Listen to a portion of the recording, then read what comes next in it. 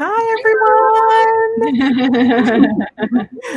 Welcome to the first ever Latinx Kidlit Book Festival. Yay!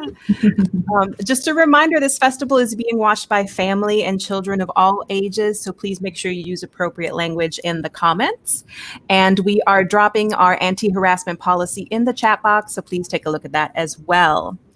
Because we are all joining virtually, I would love to take a moment to ground us in place and where we are. I am Mia Garcia, author of The Resolutions, calling in from the unceded homeland of the Munsee Lenape people, known as New York. The Lenape land spans from Westchester, Connecticut to eastern Pennsylvania to the Hudson Valley to Delaware. And due to centuries of genocide and displacement, the Lenape people are dispersed throughout the US and Canada, where many are focused on building healthy communities based on principles of sustainability and renewable energy. I also want to acknowledge Boriquen or Borinquen or Puerto Rico, my home and the home of the Taino community, who are very much alive and vibrant today. My fellow panelists are calling in from St. Cloud, Florida, which is the unceded homeland of the Seminole people, who remain to this day one of the only tribes to never sign a peace treaty. Calling in from San Diego, California, unceded homeland of the Kumeyaay, who are fighting the construction of the border wall, which will sit on their sacred land in East County, San Diego. Calling in from Leander, Texas, unceded homeland of many tribes, including the Jumanos, who are currently growing their community, the Tonkawa, who have a vibrant and proud tradition of ceremonial dances, the Coahuitecans, who are fighting to protect development of their sacred burial ground that we know as the Alamo, and the Namana, or sometimes referred to as the Comanche, who through care and educational services safeguard the rights and health of their community members.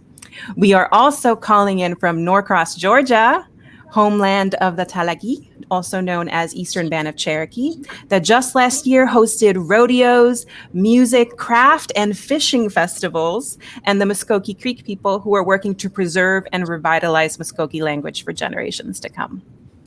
I wanted to start this way because I wanted to encourage you and myself to continue to think about how we participate in this world.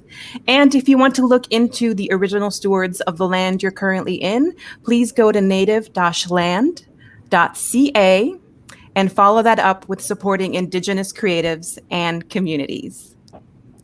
If you're looking for an organization to support or start your journey in, I recommend seedingsovereignty.org, which is an Indigenous-led collective working to shift social and environmental paradigms.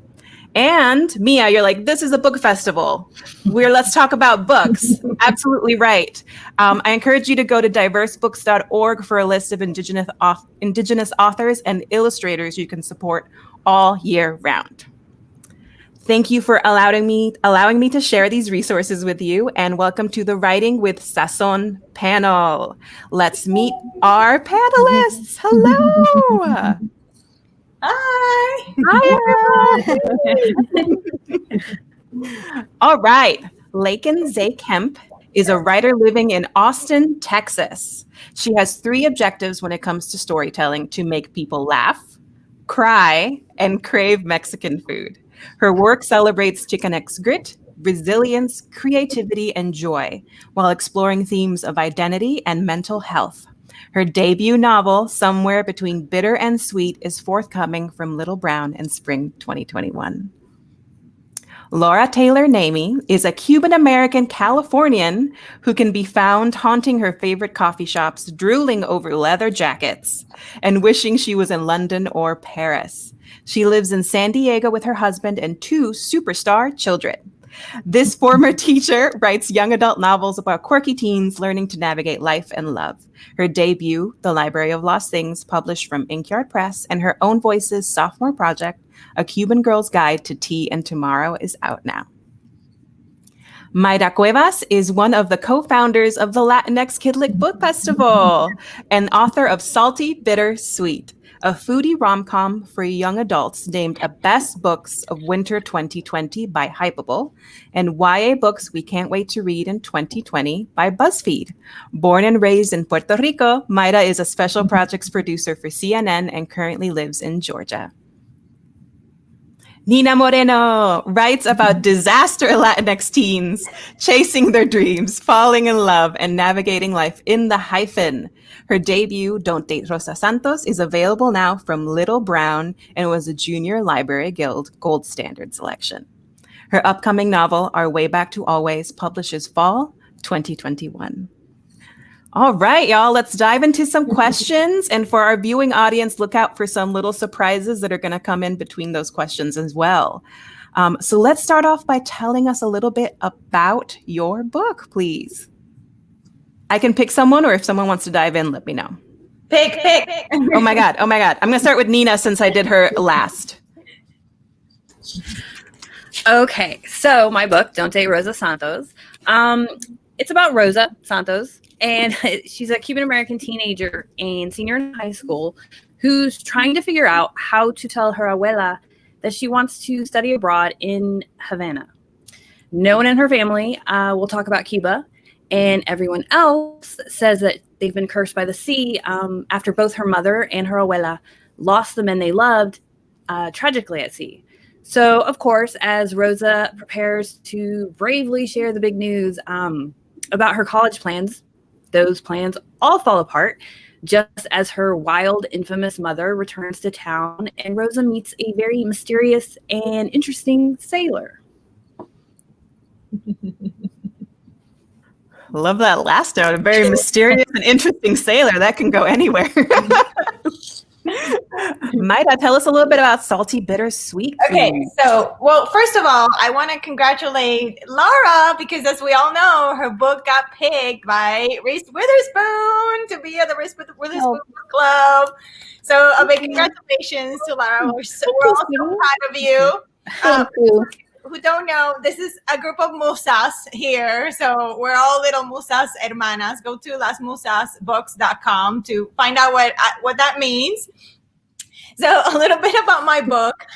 Salty Bittersweet tells the story of 17-year-old Isa, who more than anything wants to win an apprenticeship in a 3 Michelin-starred kitchen in Lyon, France. One of the things that people most love about the books is all the international settings. It takes place in Barcelona, in Lyon, France, in different parts of the United States. So it's very international. It's a story of delicious food. You're going to be hungry the entire time you're reading this book. Strong family bonds, female friendships, and lots of love. It was born out of my own family's experience with grief, divorce, and new beginnings, and the healing power of food made with love. Beautiful. And I 100% agree about being hungry when I'm reading all of your books, because I made a list of things to try and cook while reading all of your books.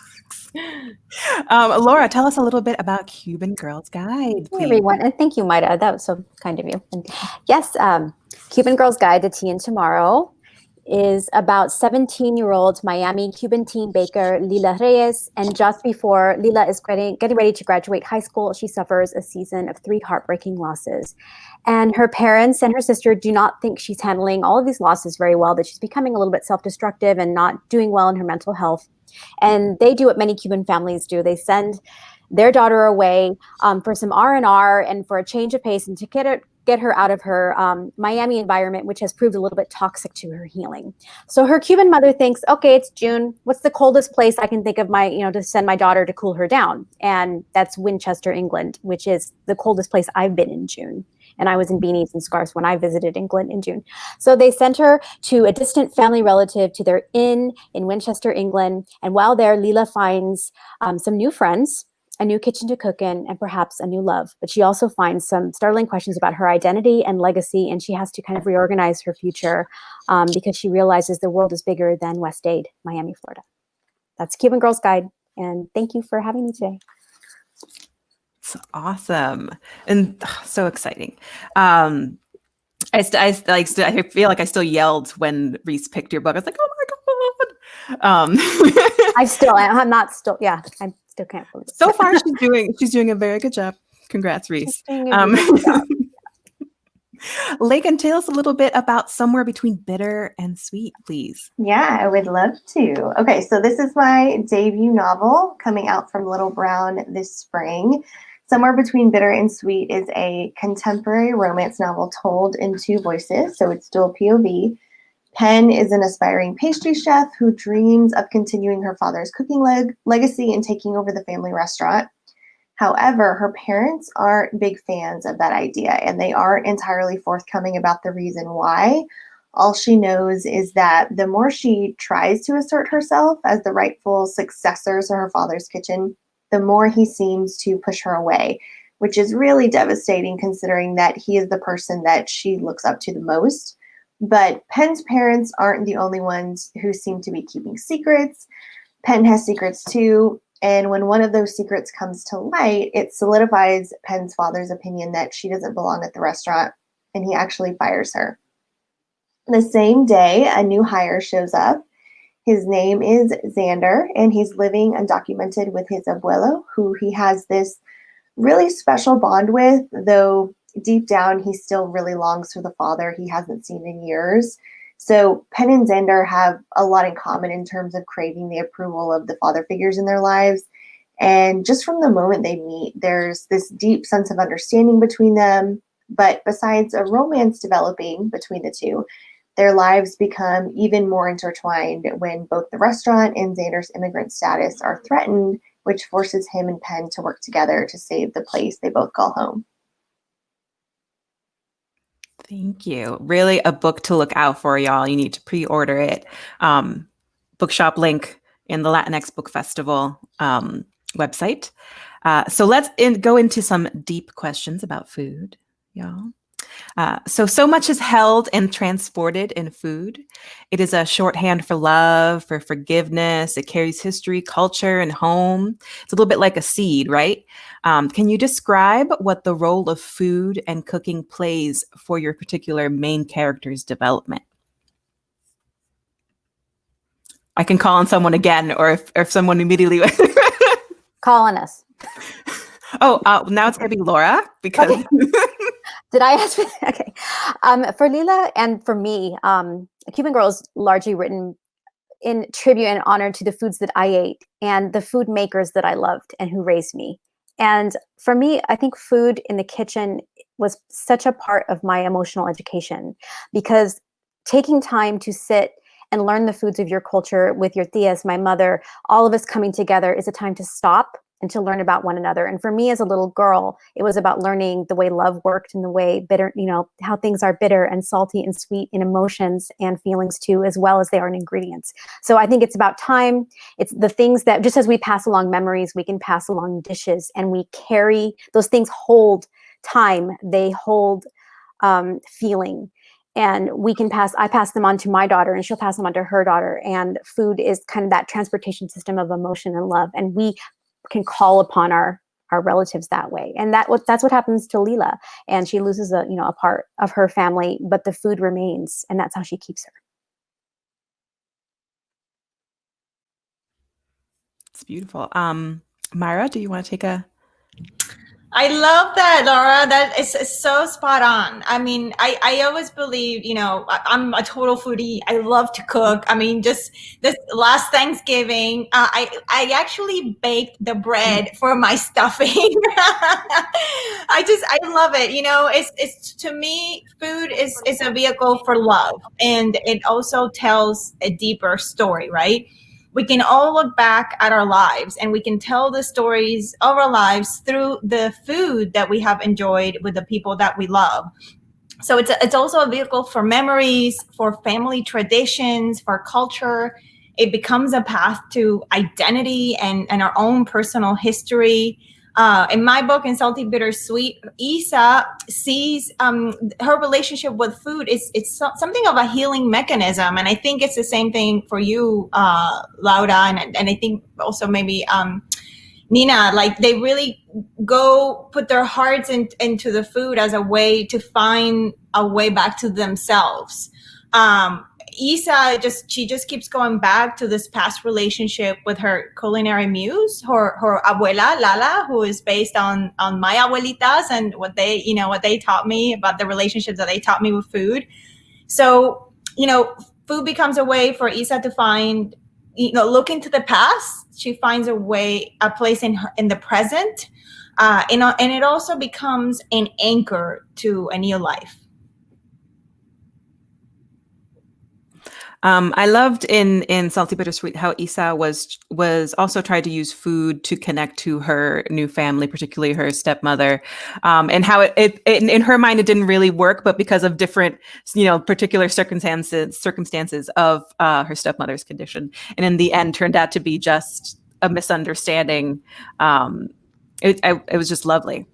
And that was the case. I'm a stepmom. I have two amazing step boys. Well, step young men. They're older now, but when I first came into their lives, food was such a big part of our connection of forming those bonds, right? Like I would love to make them on Sundays pancakes and bacon, and I find out what their favorite foods were so I could make it for them, and it was just such a bridge, right, to go from unknown to familiar. Absolutely. Lakin, can you tell us a little bit about how your two characters, because you have two main POVs, and how food works into their stories and development?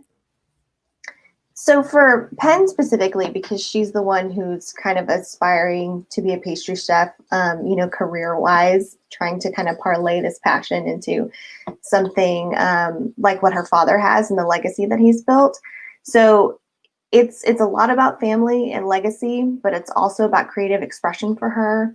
It's about purpose. I think it's about power, and really the thing that grounds her when she's struggling with her mental health. I think it also represents for her the strained relationship that she has to her father, who she wants nothing more than to make proud.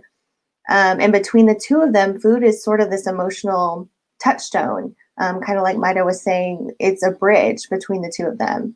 And when Pen gets fired and she finds herself longing for her old job, she's not just longing for her father's food or her father's kitchen, but she's really longing for that relationship and that sense of connection.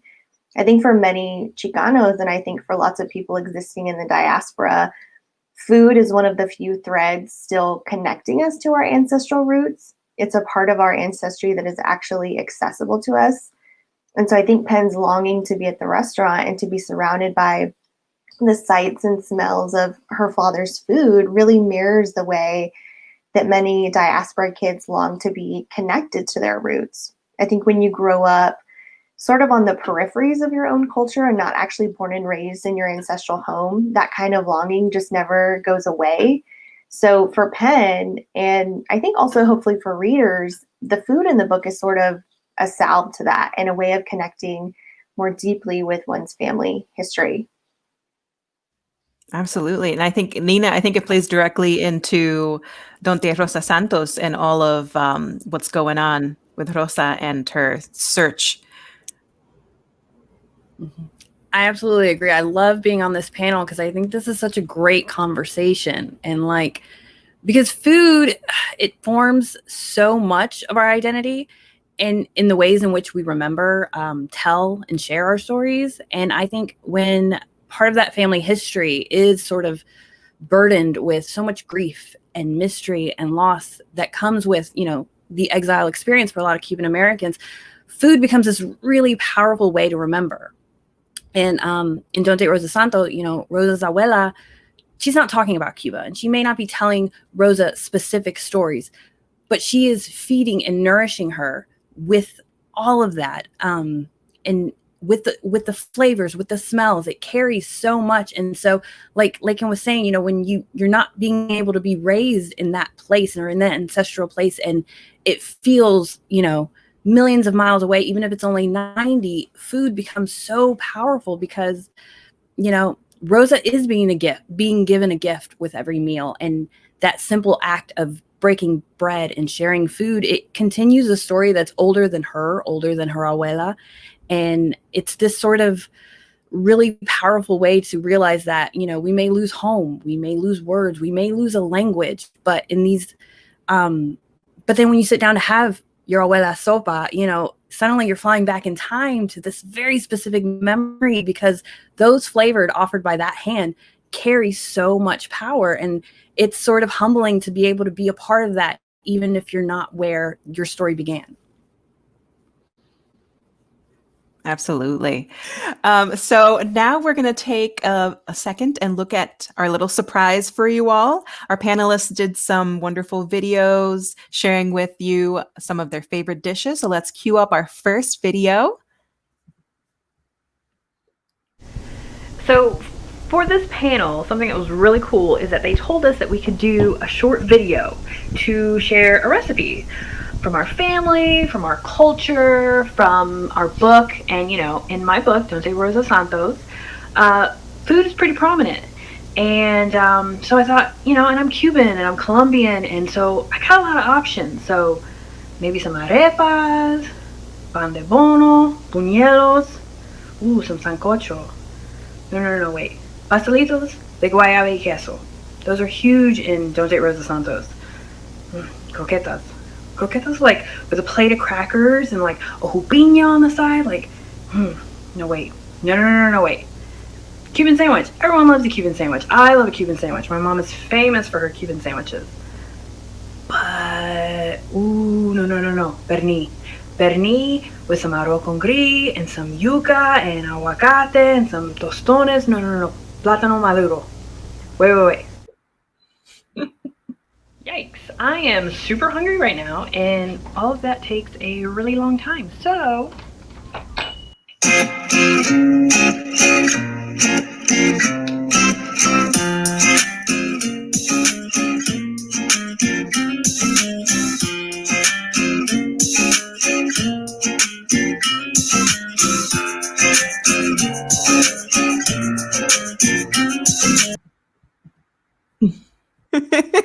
That's awesome. So good.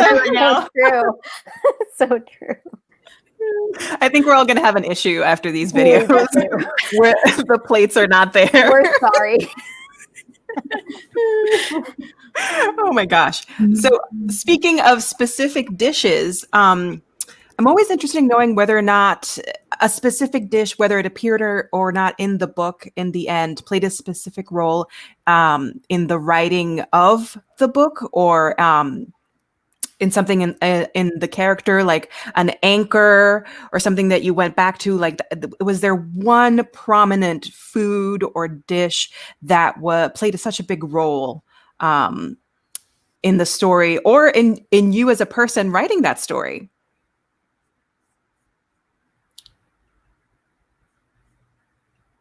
I can pick people again. Well, Mayra, you're unmuted, so let's go. Yes. So for me, it was more of a person. That's first of all, I love all kinds of food. So if you ask me to pick one dish, we would be here for, like Nina said, like for the next 10 hours. So for me, it was more of a person. It was my abuelitas. So when I was growing up, my parents went through a very difficult divorce, and I used some of that, some of those feelings that caused for me as a teenager, in the book, and in her relationship with Isa and her parents, who were also going through a divorce. But the home of my abuelitas really became my refuge, and I would look forward coming home from school every day and knowing that there was going to be this amazing plate of like homemade hot food waiting for me. And my abuelita would make me this batidas, with malta and huevo, or with Coca-Cola and helado. So I know malta and huevo was a thing in my grandmother's house. It's actually really good. So, it's just this very special bond and this relationship, like we've been talking about. Food it's just a connector, right? It just really just brings us together in ways that other things just can't. When we sit at a table to enjoy the meal, we don't have to speak, right? We can sit there and be with each other and keep each other company while in absolute silence, and yet it's just absolutely enjoyable because we're sharing a meal, and there's just so much love in that, right? So yeah, for me, I used that relationship with my abuelas as that was the inspiration for the book.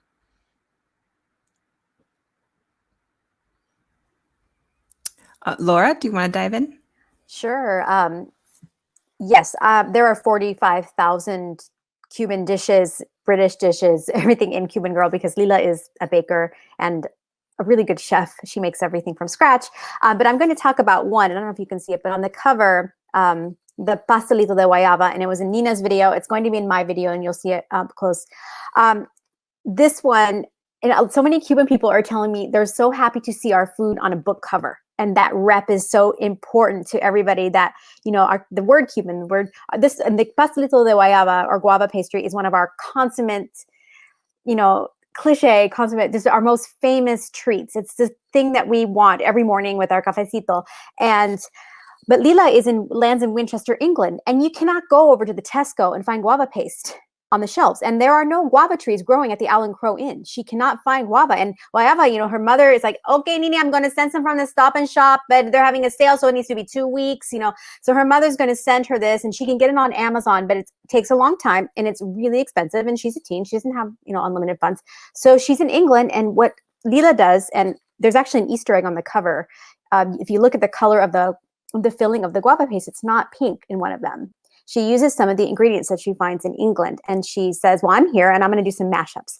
So that's something that runs its course through the book. And the way that Lila says, my life has become a mashup of Miami and England now. I'm starting to fall for an English boy.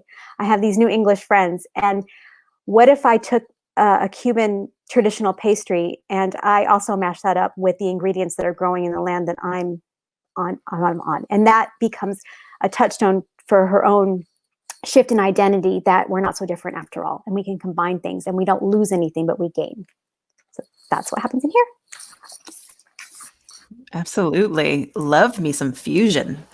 Lakin, can you talk a little bit about what's in your book, and also specifically, is that recipe for the coconut cake ready to go, please?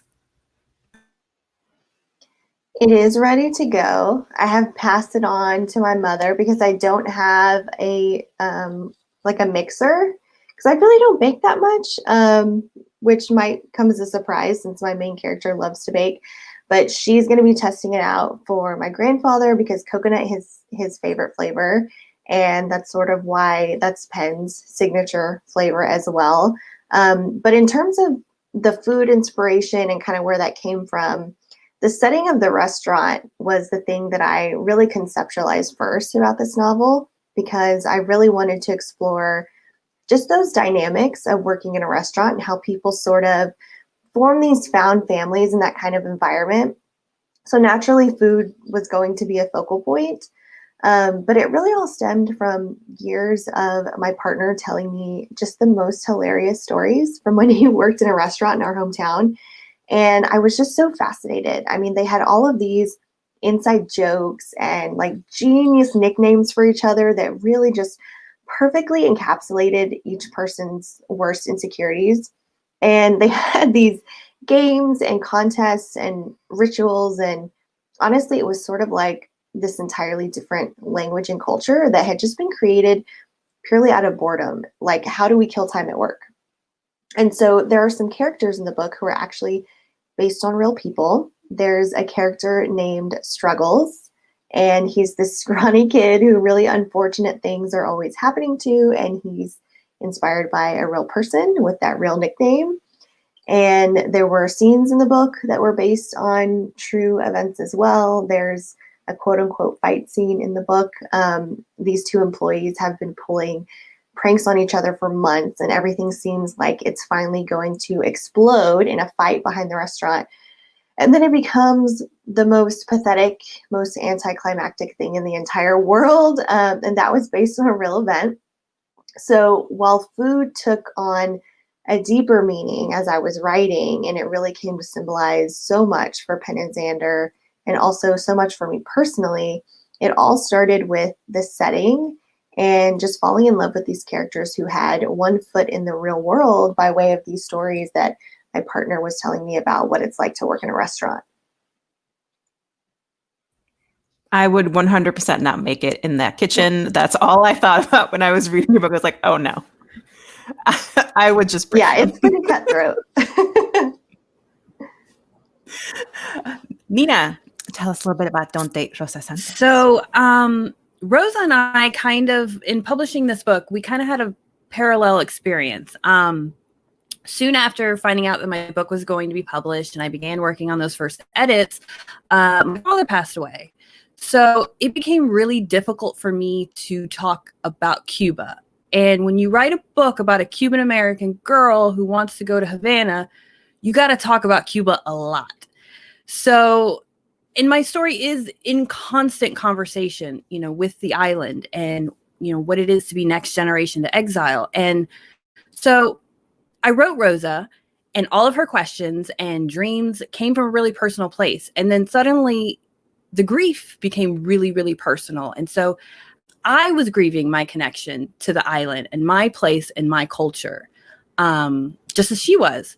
So there I am editing and digging into so much about, you know, the Cuban American experience when all of it is just like stirring up, you know, grief, you know, my family's favorite songs, that specific accent, like it hurt to listen to it, hurt to celebrate it when I'm, you know, having to get into the story. And it's like, oh gosh. So where I didn't know how to talk about it and I got, you know, really terrified about, you know, losing my connection to it or, you know, losing it like I lost him, I realized, well, I can cook, you know? So suddenly I was, you know, filling my house with the smell of sofrito sizzling in oil. And I was making more café than I had ever made because, you know, my dad's way of telling me he was going to come over was always, you know, my phone would ring and I didn't get a hello. I got a, you know, yes, café. Yeah, tiene café. So I was constantly making coffee. So it was an interesting experience that it wasn't a specific dish, but it was, as I wrote and edited and dug into Rosa's world, you know, I filled my house with those scents that both grounded me in the work, but also in myself, in my place, in my story, you know, so it became a very sort of cyclical healing moment for both of us.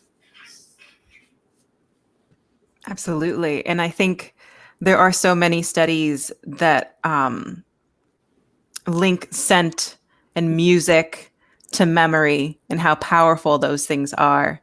So I think I once again, I love the fact that we're talking about food and books and how we shape narrative and put narrative together and how those things tie up in the end.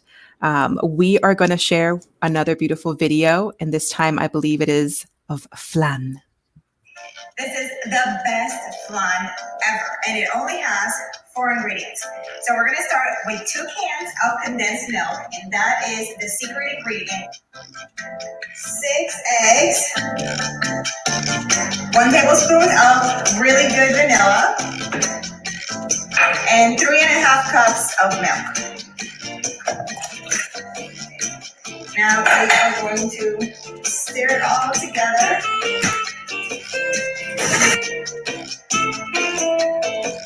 We're going to get our caramel ready. So we got 10 tablespoons of sugar, and we are going to caramelize that.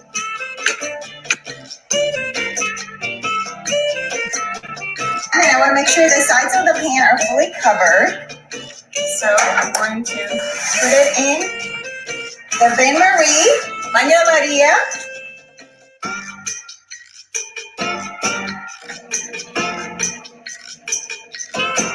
Okay, now we're going to pour hot water inside the larger pan.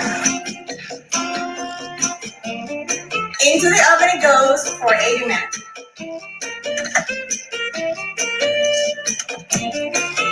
It looks absolutely perfect, and now we're going to let it cool completely, and then we're going to put it in the fridge so it can set overnight. Now we're getting ready to flip it.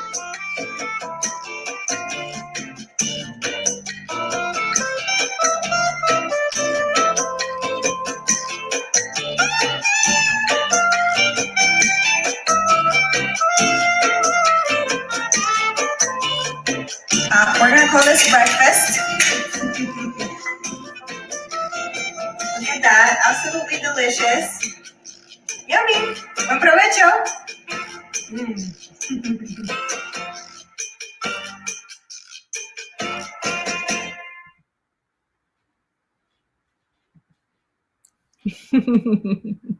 That looks so delicious. It's so good. It looks It's so so good. good and so easy to make. And there's no way I can have this flan in my fridge for too long. So I have literally split it up in slices and given it to all my neighbors.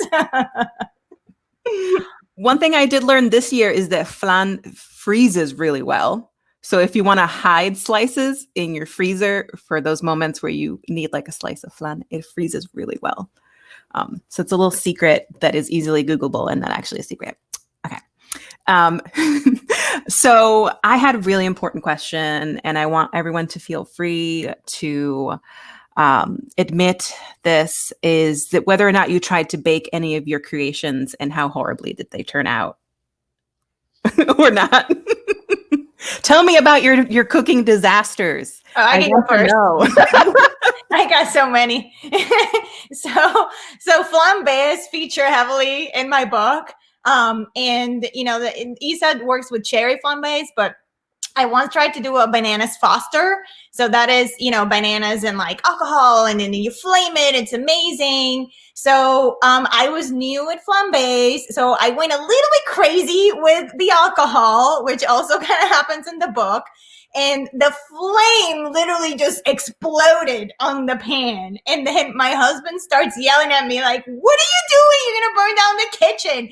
And of course, we did not have a fire extinguisher, which if you're doing a flambé, you should have a fire extinguisher nearby.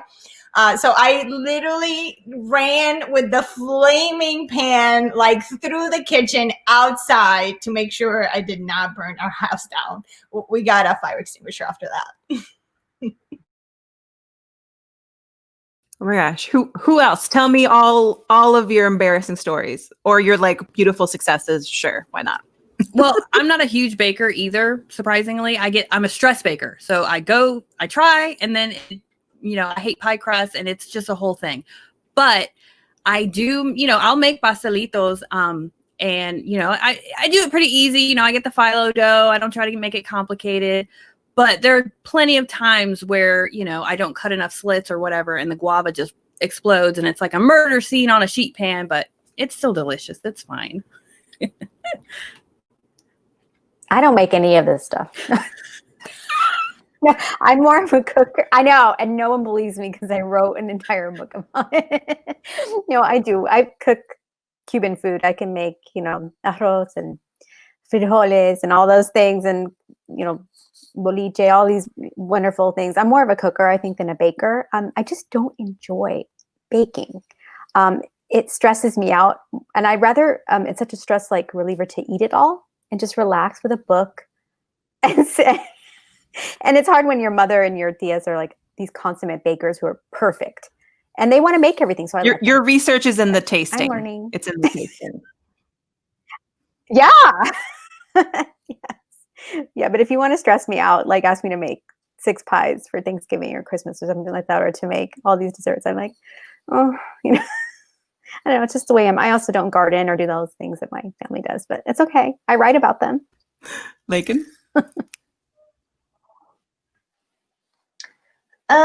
So my video, which I think we're going to see in a minute, is of me making menudo.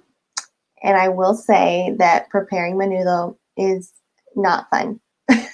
Like, it's delicious and I love eating it. But before I made it myself, I did not realize that they bleach the tripe in order to sterilize it. So my house pretty much smelled like bleach and innards for days. And also picking the hair off the tripe was not an experience I really needed to have. Like, I could have been okay without it. So I would just forewarn people, before you learn to make something that is very traditional or very labor intensive, or that involves a cut of an animal that you've never worked with raw before, I would just take a beat and ask yourself, like, do you really want to go there? Or do you want to be more like me and Laura and let other people make it for you and then you eat it? That is a perfect cue into your video. So let's take a look.